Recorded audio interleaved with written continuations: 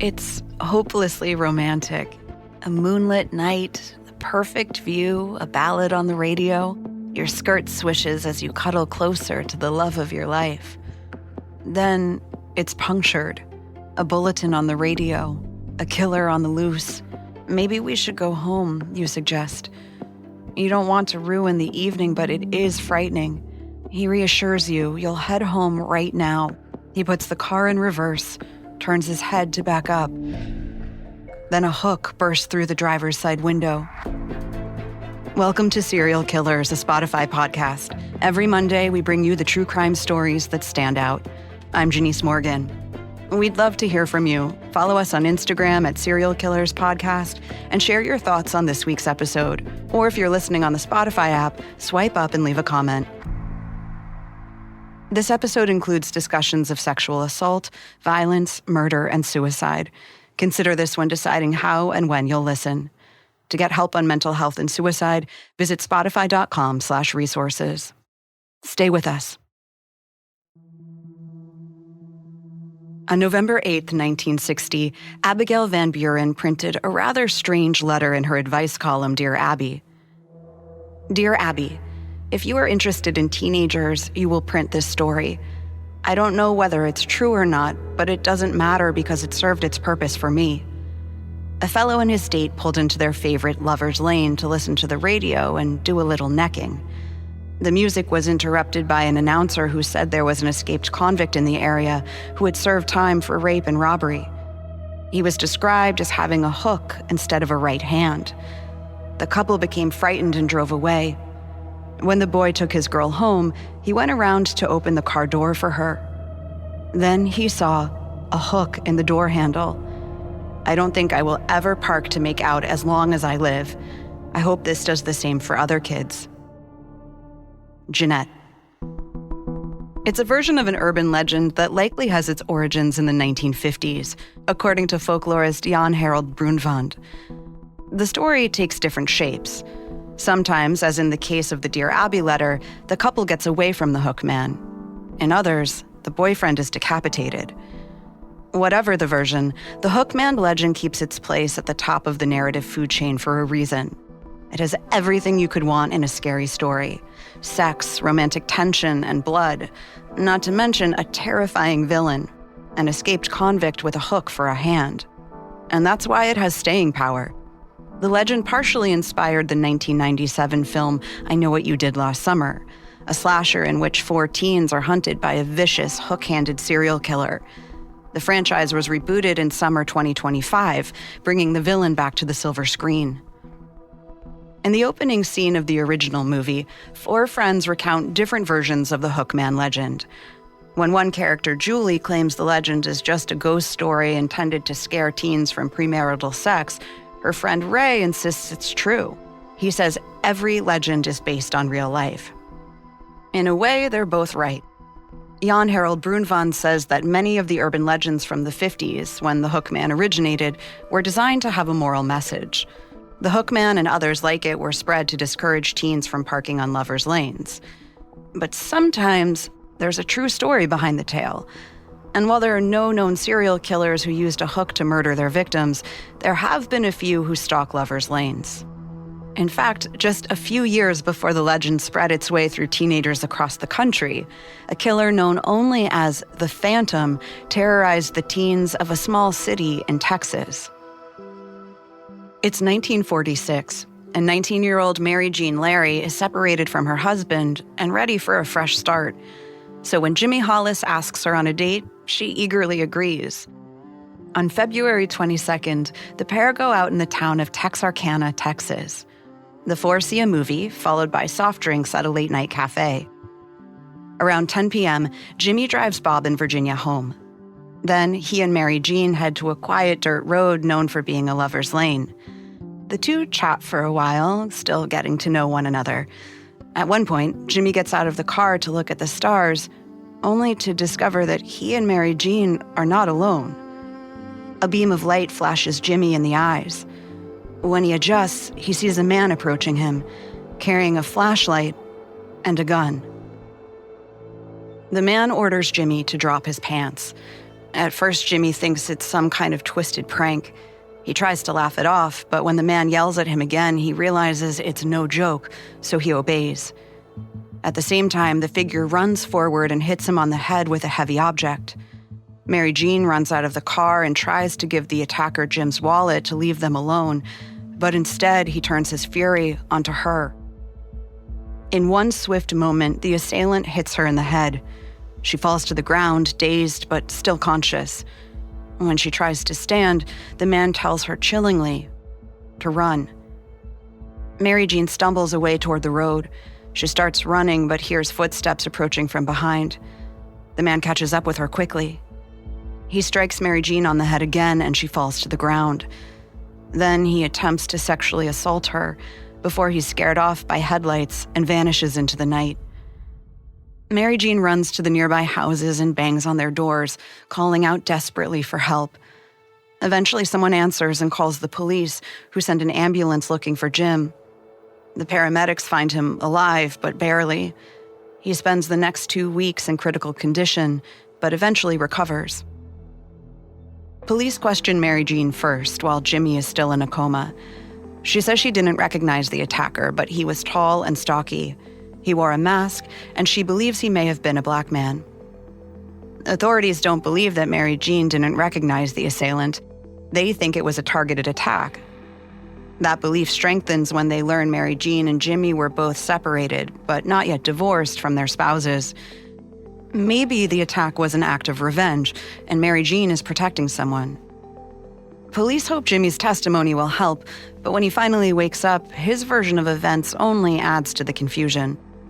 Jimmy agrees the assailant was tall and stocky, but thinks that it was a white man who was not wearing a mask. The conflicting witness statements puzzle law enforcement, but there's a possible explanation for the two different narratives. Both Jimmy and Mary Jean had suffered head trauma, and it's possible their injuries impacted their memories. Plus, the assailant shined his flashlight directly in Jimmy's eyes, making it hard for him to see clearly. But for some reason, the differing accounts solidify one thing in the minds of the investigators. Mary Jean is lying. The authorities decide that the attacker must have been an enemy of Mary Jean's. They still assume the assault was personal, even after they clear her ex-husband, and they're left with no other suspects. After they reach this conclusion, the investigation loses all sense of urgency. Police don't think whoever attacked the couple is a threat to the general public. With no evidence and few leads, the case quickly grows cold. And Texarkana has other things that need attention. World War II ended a few months prior to the attack, so veterans are coming home, reuniting with their families and looking for work. Plus, crime is pretty common in the town at this time. The police department has their hands full investigating several robberies, assaults, and even murders. Mary Jean and Jimmy's case gets lost in all of the chaos. The community accepts the police's theory about the attack. Even with the crime around town, they still view Texarkana as safe. Kids play outside until dark. Teens go out to movie theaters and lovers' lanes.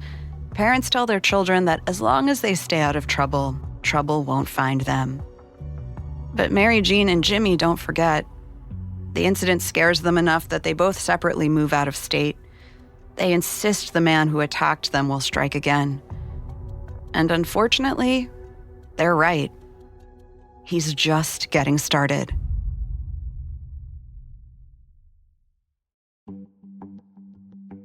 On March 23, 1946, Richard Griffin and Polly Ann Moore go out to dinner, catch a movie, then head to a local cafe for a snack.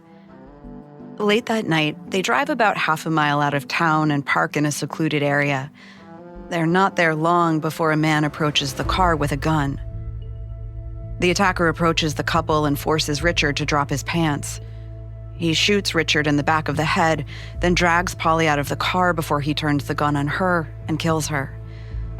Strangely, he moves Polly's body back to the car and places her in one of the seats. This may have been a half-hearted attempt to clean the scene. Then, he takes off into the night, leaving no physical evidence behind. A motorist discovers the horrific scene the next morning and calls the police. But with the authorities comes a crowd of curious onlookers. Word spreads quickly in Texarkana, and it seems that everyone in town wants to get a glimpse of the double homicide. Unfortunately, the police fail to close the crime scene to the public. People trample over any footprints and even help push the car toward the road once it's ready to be towed, smudging any fingerprints left behind by the killer. But that isn't the only botched part of the investigation. Authorities allow Polly to be embalmed and buried before an autopsy is conducted. According to an FBI memo, that means she wasn't officially tested for sexual assault. To add to the confusion, a physician claimed the body was examined and Polly was not raped, while rumors swirl around Texarkana that she was. In many ways, the murders of Polly and Richard parallel the assault on Mary Jean and Jimmy. Both men were forced to pull down their pants, the assailant used a gun, and the lovers' lanes were only about a mile from each other. But crucially, law enforcement doesn't make the same connection. Still, a double homicide is a serious enough crime to involve the state's police department, the Texas Rangers, and the FBI. Experts determined that the killer had likely used a .32 automatic Colt pistol to kill Polly and Richard. And while this was a helpful development, it was nowhere near enough information to catch their guy. In a matter of days, the authorities question more than 50 people and follow hundreds of leads. They're desperate for more clues, but they find nothing. Eventually, investigators determined that the murder was likely another isolated incident and again, was not a random attack. And just like the first time, the vast majority of Texarkana residents believe that, contrary to all evidence, their town is safe. But there's one person who knows the true danger ahead. Mary Jean Larry. Up in her new Oklahoma home, Mary Jean catches wind of the recent double murder. As she pores over the stories in the newspaper, she recognizes the signs of her own attacker. She still hears his snarling voice in her nightmares. Determined to put a stop to the criminal who ruined her life, Mary Jean travels to Texarkana to tell authorities it was the same man. But when she arrives, the police refuse to hear her out. Within weeks, they'll wish they'd listened. On April 13th, high schooler Betty Jo Booker has an exciting evening planned. She plays saxophone in a local band called the Rhythmaires, and they have a gig that night at a dance hall. Afterward, she'll head to a slumber party with some friends. A little after 1 a.m., Betty Jo's friend Paul Martin picks her up to take her to the party. But first, they head to Spring Lake Park, a lover's lane popular amongst local teens. Paul and Betty Jo park the car and get comfortable, enjoying what they think is a moment alone. Little do they know, someone is watching them. Around 6 the next morning, Paul's body is discovered near a road about a mile from where he and Betty Jo parked. He'd been shot 4 times. Meanwhile, Betty Jo's mother realizes she still hasn't come home from the slumber party. More worrisome, she never dropped off her saxophone after her gig, which she always did. Concerned, she starts calling around and learns that Betty Jo never made it to the slumber party. As news of her disappearance races down phone lines, Betty Jo's friends and family pile into their cars and drive around looking for her. Around noon, Betty Jo's body is discovered about a mile from where Paul's had been found. She'd been shot twice. Police theorize she may have been killed more than 2 hours after Paul. At this point, the killer's MO is rapidly evolving. He killed his victims separately, miles from where he'd found them. He also stopped cleaning up after himself, which could suggest he was growing more confident in his ability to evade the police. Once again, there were conflicting reports on whether or not Betty Jo had been raped. While the Texarkana sheriff swore that the teen wasn't sexually assaulted, the FBI's examination found that she was.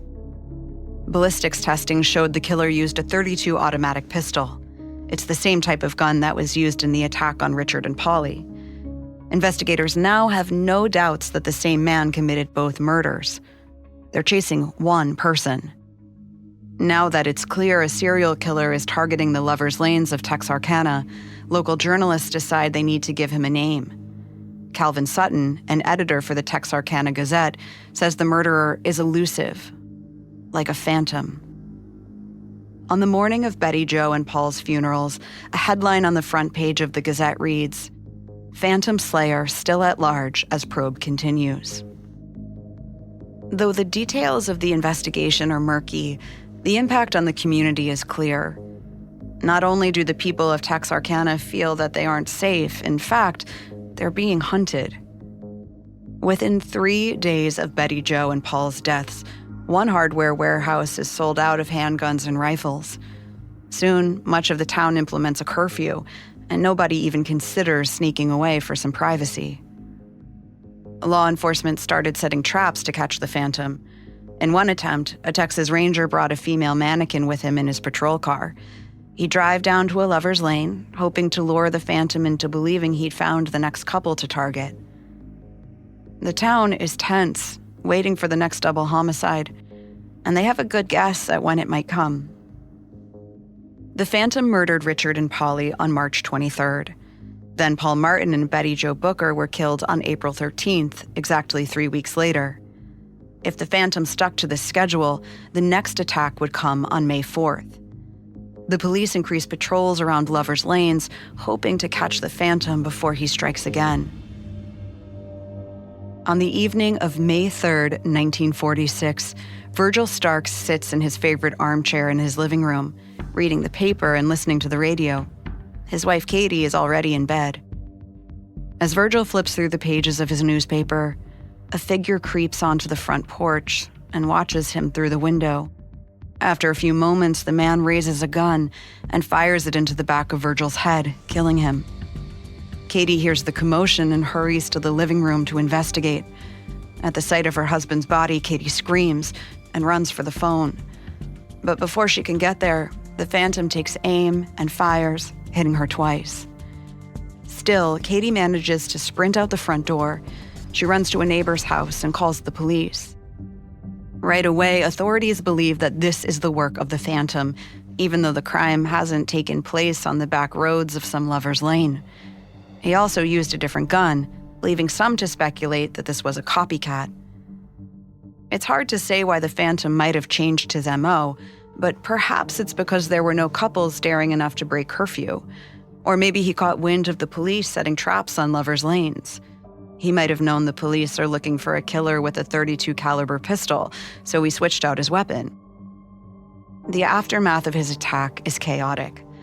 Police try to isolate the crime scene in the Starks farmhouse, but too many officers respond to the scene and trample over potential evidence. Although there is a track of footprints outside, they can't be sure the prints didn't belong to their own officers. But in his rush to escape, the Phantom got sloppy. Finally, he'd left 2 clues behind: bloody footprints in the living room and a red flashlight left outside. The police dust the flashlight for fingerprints but find nothing. The Phantom had been careful. Still, there was a chance someone in Texarkana knew who the flashlight belonged to. The Texarkana Gazette runs a photo of the flashlight on the front page. It's the first time a color photo has appeared in an American newspaper. But despite all this effort and hope, nobody comes forward with information about the flashlight. The Texas Rangers and Texarkana Police Department look into over 1,300 potential suspects. They work through the night, then show up the next day in the same clothes, eyes bleary from lack of sleep. As the search stretches on, one officer decides to get creative.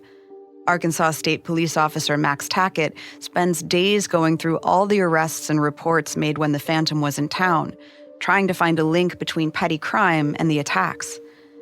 He discovers a pattern while going through stolen car reports. On the nights the Phantom attacked in Texarkana, a vehicle that had been reported missing earlier would reappear somewhere in town. Then another car would go missing. Even though auto theft is common in Texarkana, Max has a theory that the Phantom is behind these particular incidents. He believes that before the killer struck again, he would steal a new car and abandon the one he stole after his previous attack. But the correlation is too loose to follow up. Max can't prove the person who abandoned the stolen cars also took the new one, nor can he prove that this person is the Phantom. Still, the suspicion sticks with him. He can't shake the theory, But with no way to prove it, he has to move on and look at other possibilities. Besides, he needs to focus. Following the pattern, he expects the Phantom to attack in late May, 3 weeks after the break-in at the Starks' home. As the end of the month approaches, the authorities increase their patrols. But to everyone's surprise and relief, June arrives without an attack.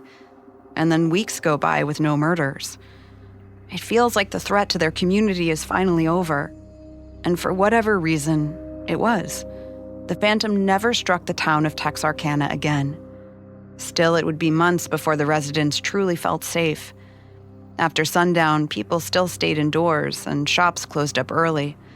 Nobody could forget the fear that had made their community feel like a ghost town. Even a half a century later, the people of Texarkana still wonder who was responsible for raining terror on their community. Criminologists, authors, and psychologists have all tried to uncover the murderer's identity to no avail.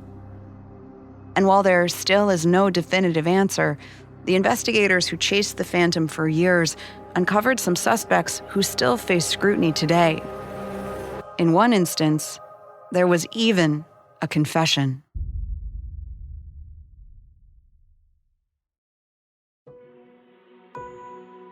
In November 1948, 2 years after the Phantom disappeared from Texarkana, an 18-year-old student named Henry Booker Tennyson dies by suicide in his University of Arkansas dorm room. Henry, better known as HB, leaves behind a letter confessing to the murders of Betty Jo Booker and Paul Martin and the attack against Virgil and Katie Starks. The note comes as a shock to both the police and the general public. Not only does the confession come out of nowhere, but HB was only 16 at the time of the Phantom's killing spree. Authorities couldn't find anything in HB's background to suggest he may have been violent. Reportedly, he was shy and had few friends, but that's not enough to label him a serial killer. There are, however, some strange connections between HB and some of the victims, says John T. Tennyson, HB's first cousin once removed. He's a forensic psychiatrist who has studied the Phantom killer for much of his career.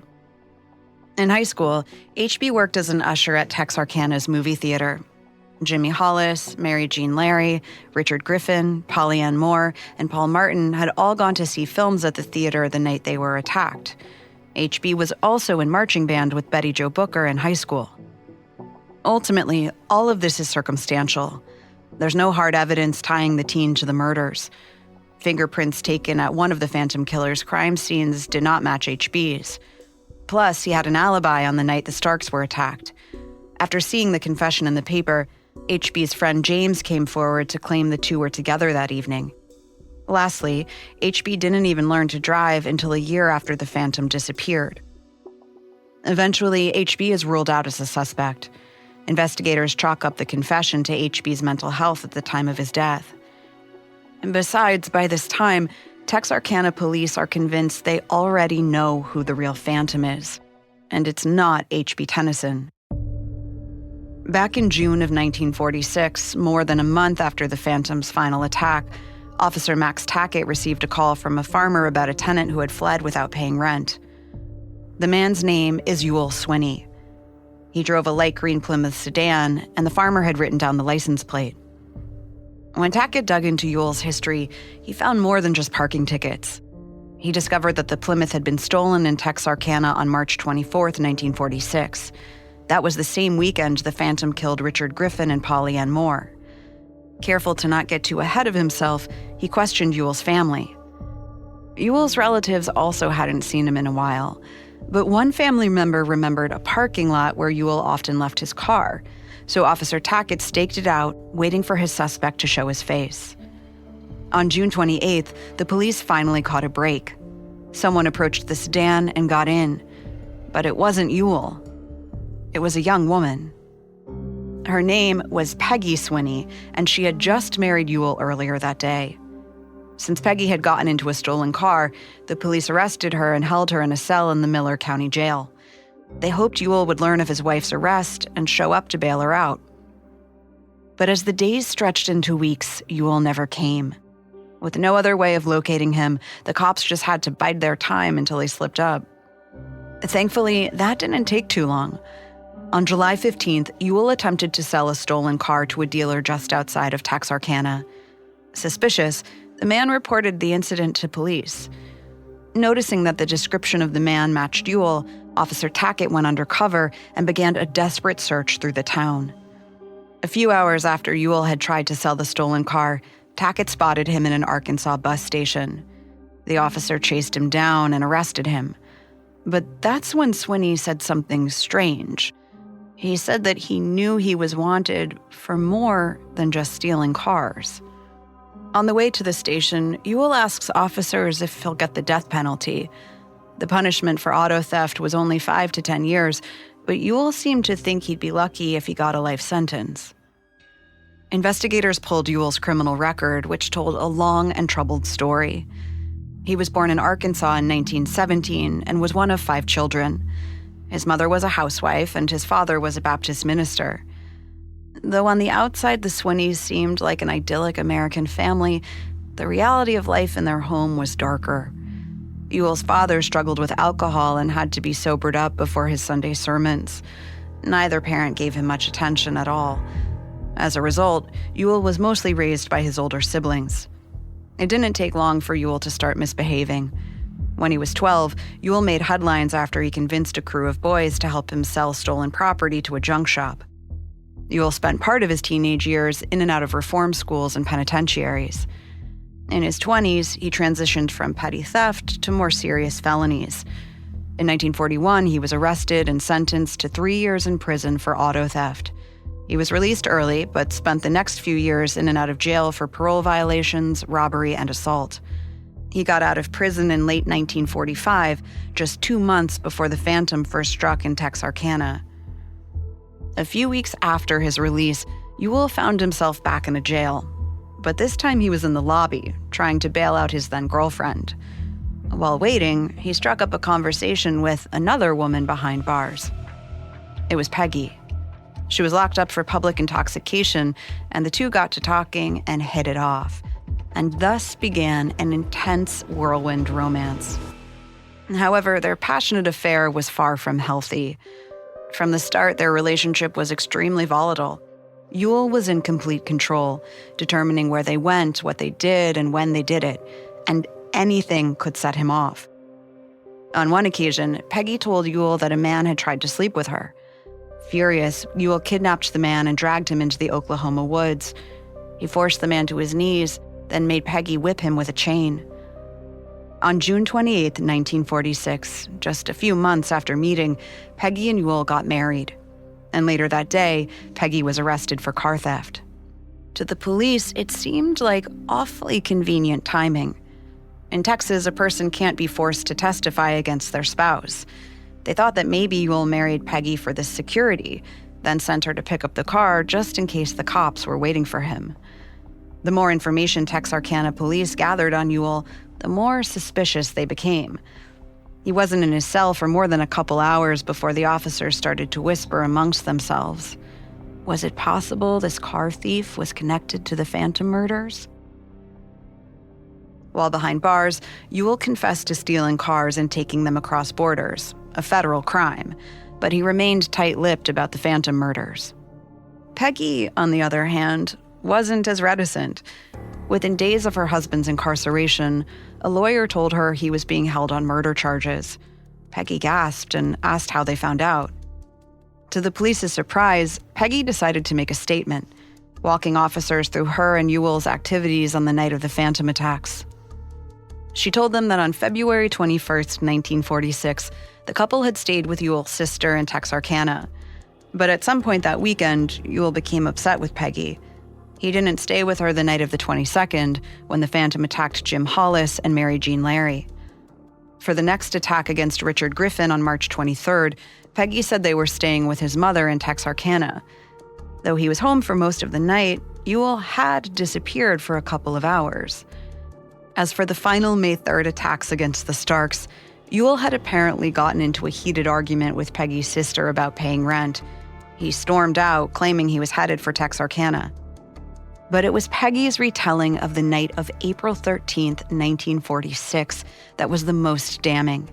That was the night Betty Jo Booker and Paul Martin were killed near Spring Lake Park. According to Peggy, the couple were drinking all night before they drove to the park.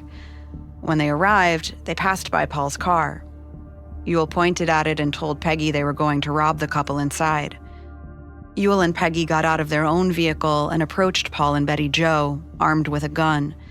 They forced them out of the car, and Ewell held them at gunpoint and ordered Peggy to search through their belongings. Peggy refused, and Ewell grew increasingly angry. He pointed the gun at Paul and fired twice. Peggy and Betty Jo screamed. That's when Ewell turned the gun on them and ordered them to be quiet or he'd kill them. Peggy claimed that Ewell placed Paul's body in the back seat of their own car and forced Betty Jo into the front seat. He told Peggy that he killed Betty Jo after she refused to have sex with him. Then, he disposed of both bodies. The police were shocked. For months, they had struggled to find a single shred of useful evidence. Now they had an eyewitness to the Phantom's crimes. Peggy even told them how Ewell disposed of the evidence. Of course, the detectives couldn't just take Peggy at her word. To confirm her story, they drove Peggy to Spring Lake Park, asking her to point out where Betty Jo and Paul had been killed. Her answers aligned almost perfectly with how police found the crime scene. It seemed like they had finally nailed the Phantom. But there was a catch. Even with Peggy's help, there was still no hard evidence. All they had was her testimony. And as Ewell's spouse, she couldn't be forced to testify against him. She held all the cards, and when the time came, she declared that she wouldn't testify against her husband. After coming so close, police were unable to convict Ewell for the murders. But it wasn't completely hopeless. Using Texas's Habitual Criminal Act, prosecutors argued that auto theft charges and Ewell's extensive record proved he was beyond rehabilitation and deserved a life sentence. In February of 1947, Ewell was found guilty of felony theft and sentenced to life in prison. He served 26 years before being released on appeal in 1973. Ewell moved to Marshall, Texas, just 70 miles south of Texarkana. He visited the city often, and once even walked into the Texarkana Gazette's building and asked reporters if anyone was interested in writing a book about his wrongful imprisonment. Whatever credibility Ewell did have only diminished in 1975, just 2 years after his release, when he was arrested and imprisoned for counterfeiting. Ewell spent the rest of his life in and out of jail. He denied being the Phantom Killer until the day he died in 1994 at 77 years old. To this day, we don't know if Ewell Swinney was telling the truth. Perhaps he was the man responsible for Texarkana's Moonlight Murders, or maybe H.B. Tennyson really was the infamous killer. Then again, what if it was someone else entirely? Someone who escaped detection and continued to wreak havoc elsewhere? The people of Texarkana will never know for certain who turned their community inside out for those 4 months in 1946. Some of the scars left on the town by the Phantom Killer will never fade, and the story is cemented in legend and lore.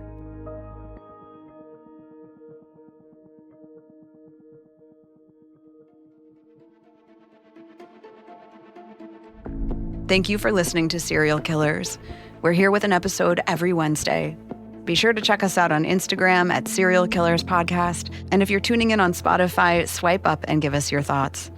For more information on the Phantom Killer, amongst the many sources we used, we found The Phantom Killer, Unlocking the Mystery of the Texarkana Serial Murders, The Story of a Town in Terror by James Presley, extremely helpful to our research. Stay safe out there.